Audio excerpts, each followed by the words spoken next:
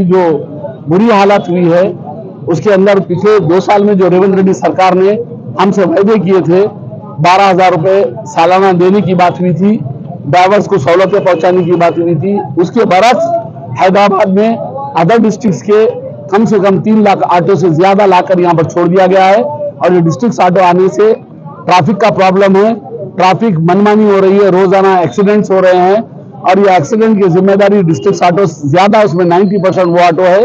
और उसके बावजूद भी हमारे commissioner Rachakonda, commissioner Hyderabad, commissioner Cyberabad खामोश आंख बुझ के बैठे हैं ऑटो ड्राइवर्स के ताल्लुक से। और खास तौर पे कानूनन तरीके पे ट्रांसपोर्ट कमिश्नर को चाहिए कि वो ऑटो जब्त करे और 10,000 रुपए चालान करे। ये एक्ट है, ये रूल के हिसाब की बात कर रहे हैं, मगर 10,000 रुपए की जगह 10 रुपए उनसे लिया नहीं जा रहा, उनको खुली छूट दी जा रही है।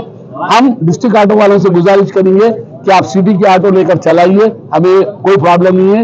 एक सिटी का ऑटो ड्राइवर 7 लाख 6 लाख रुपए देकर कोई गाड़ी ले रहा है, तो उसके बरस डिस्ट्रिक्ट का ऑटो 2.5 लाख रुपए के अंदर आता है। वो ऑटो लेकर आके या 7 लाख के ऑटो वाले के सामने डरता है, तो ये ऑटो वाले को जारी बात है, तकलीफ होगी, नुकसान होगा। अगर रेवंत रेड्डी सरकार वाकई सब कुछ देना चाह रही है तो इनके 2.5 लाख 3-3 लाख इनको वापस करे ऑटो ड्राइवरों को, सबको कॉमन करे, हम उसको मंजूर कर लेंगे। मगर डिस्ट्रिक्ट का तरीका ये है, अगर परमानेंट का कोई अहमियत नहीं है तो मैं बोलता महाराष्ट्र की गाड़ी जब हैदराबाद में घुसती है या तेलंगाना में घुसती है तो उसे 10-20 हजार रुपए का चालान दिया जाता है, बगैर परमानेंट के घुसती है। तो उसी तरह से ऑटो वालों को भी टाइट करना चाहिए, उनको बंद करना चाहिए, ट्रैफिक के प्रॉब्लम को साफ करना चाहिए। सेकंड वन, हमारी खास बात ये, तमाम ऑटो ड्राइवर्स जो आज यहाँ जमा हुए हैं, इनकी ये पहले धरना है और हम सरकार को लगातार पिछले 1.5 महीने से 2 महीने से लेटर्स भिजा रहे हैं और सीएम से लेके हम सीआई तक लेटर्स दिए हैं, और उसके बावजूद उस पर कोई अमलावरी नहीं हो रही है। लिहाजा तमाम ड्राइवर्स को रोडों पे आना पड़ेगा, धरने देना पड़ेगा और रास्ते रोको करना पड़ेगा, तभी जाकर हमारे हुकूक मिले जैसा दिख रहा है। क्योंकि रेवंत रेड्डी सरकार अंधी सरकार की तरह चल रही है। और खुसूसन हमारे ट्रांसपोर्ट मिनिस्टर साहब एक स्कीम निकाले, ऑटो की स्कीम, वो स्कीम नहीं है, स्कैंडल है। मैं बार बार बोल रहा हूं कि फाइनेंसरों को मनम राजम करने के लिए दिए, एक फाइनेंसर से, हमारे ड्राइवरों से जो ऑटो लेने जा रहा भाई से 30-40 हजार रुपए वसूल किए जा रहे हैं और फाइनेंस 100% किया जा रहा है उसके ऊपर। और वो फाइनेंस के ऊपर 1,65,000 रुपए ये रिजर्व बैंक का रूल लेने मालूम है, कोसा रूल लेने मालूम, जो पूरा A to Z इंटरेस्ट डाल दिया जा रहा। तो इस तरीके से नहीं होता, इसके बारे में हम कोर्ट को भी जाने वाले हैं। मैं चाहूंगा आप तमाम से कि मीडिया ऑटो ड्राइवर्स के लिए, खुसूसन रोड पे चलने वाला ऑटो ड्राइवर को लोग समझते कि उन्हें 20 रुपए 25 रुपए बढ़ के मंग रहा बोल के, बराए मेहरबानी उसकी हालत ऐसी है कि टू व्हीलर बाइक भी, टू व्हीलर वाले भी उसी तरीके से एक ब्लैक प्लेट टू व्हीलर को ओला उबर और वो लोग मिलके इस्तेमाल कर रहे हैं, जो इलीगल है। और ये तमाम की वजह से हमारे कमिश्नर्स आंख बुझ के बैठे हुए हैं, ट्रैफिक कमिश्नर्स आंख बुझ के बैठे हुए हैं। मैं पूछ रहा हूं, आप लोग कानून की देखभाली के लिए बैठे हैं या सिर्फ सुबह से शाम तक कैसा भी हो चालान वसूल करने के लिए बैठे हैं, पता नहीं चल रहा। मैं चाह रहा हूं कि आप रूल एंड रेगुलेशन जो है उसको पाबंद करें। और से आप क्या डिमांड करना चाह रहे हैं, क्या क्या बंद करो, क्या क्या डिमांड है? हम ओला उबर और रैपिडो वाले जो टू व्हीलर्स, जो प्राइवेट गाड़ियां हैं, उनको अलाउ करता है। उसके पीछे कोई बैठा एक्सीडेंट होगा, उसको 1 रुपया मिलने वाला नहीं है, क्योंकि प्राइवेट फाइनेंस नहीं रहता, उसको उसका इंश्योरेंस नहीं रहता, उसको रुपया नहीं मिलता। ये लोगों के साथ खिलवाड़ है। दूसरा बात, जो बड़े गाड़ियां हैं, ब्लैक प्लेट गाड़ियां हैं, उनको भी ओला उबर आईडी दे रहा है और वो लोग भी अपने प्राइवेट दफ्तर में जाते हैं सवारियां लेके जा रहे हैं, ये इलीगल है। उसी तरह ऑटो वाले 3 लाख ऑटो शहर के अंदर चल रहे हैं, वो इलीगल है।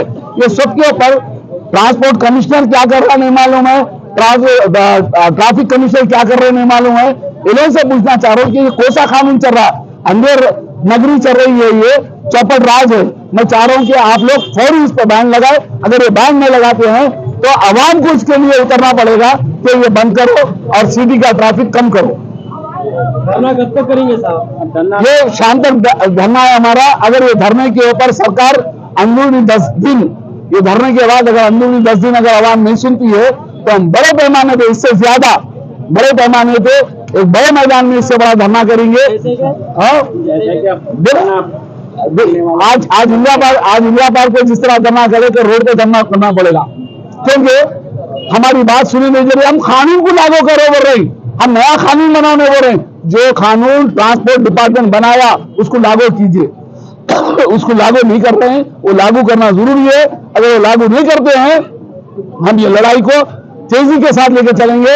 हर ऑटो ड्राइवर आज उन्हें मजबूर है, आज उन्हें भूखा है, आज उन्हें फाइनेंस में मुब्तला है, आज बेघर है, घर का किराया बाकी है, बच्चों की फीस बाकी है। भूखा मरने से तो अच्छा है कि वो लोग कम से कम सरकार को सबक सिखा के जाए। आज रोजाना 3 से 4 खुदकुशियां कर रही ऑटो ड्राइवर्स। ऑटो के अंदर मैं चाह रहा हूं कि खुदकुशियों के जिम्मेदार ट्रांसपोर्ट कमिश्नर, ट्रांसपोर्ट के सिस्टम सारे लोग हैं, इनके ऊपर केसेस बुक होना चाहिए। डिस्ट्रिक्ट के साथ साथ अदर स्टेट्स के भी ऑटो दिखे जा रहे हैं रोड पे। मैं बोल रहा हूँ महाराष्ट्र के ऑटो, मैं बोल रहा अंधेर नगरी है साहब, महाराष्ट्र के है, आंध्रा के है, कर्नाटक के है, जो गाड़ी ला रहे हैं चला रही, क्योंकि पीछे वाला कोई नहीं है। महाराष्ट्र की सरकार को नॉलेज नहीं है भाई, हमारे सीएम साहब को खुद नॉलेज नहीं है ट्रैफिक का, सिस्टम का नॉलेज। पहले तो भी 2 साल पहले एक महाराष्ट्र का ऑटो नहीं था, एक आंध्रा का ऑटो नहीं था। आज आंध्रा, महाराष्ट्र, कर्नाटक सारे ऑटो चल रही। इसके लिए रेवंत रेड्डी सरकार आंख पूछ के बैठी हुई है ना, उन्हें ट्रांसपोर्ट कमिश्नर से पूछ रहे हैं, सिर्फ ये देख रहे हैं उन्होंने तो क्या करना है, किधर से करना है, जमीनों पे कैसा देखना है, वो जहन है।